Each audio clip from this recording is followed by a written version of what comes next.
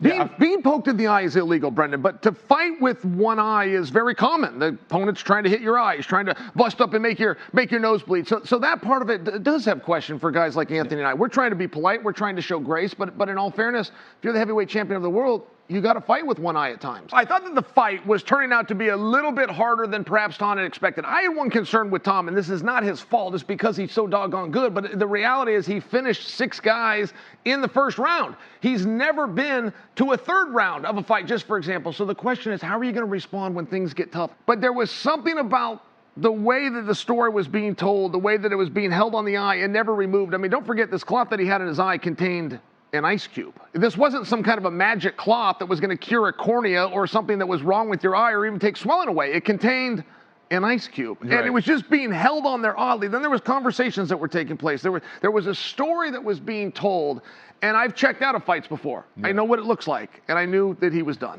I'm not saying it's Tom's fault, and I'm not going to, pretend that I know how bad it is or isn't.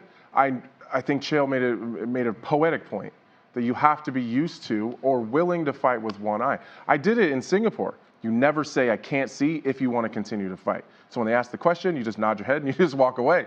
Like, you find a way to get away from the doctor. If you want to fight, you can fight. If your eye gets swollen and it gets shut, or if your nose gets clogged and you can't breathe, that you're kind of used to these things. Tom said something, and look, we got to dwell on a guy in a really bad moment, but to dwell on him, he said, I got poked in the eye, I can't see. If you got poked in the eye and you're injured, we have a totally different conversation. If you get poked in the eye and you can't see, generally in our sport, that's just something you've got to push through. Please subscribe and turn on notification bell. Also comment, like, and help us share the post.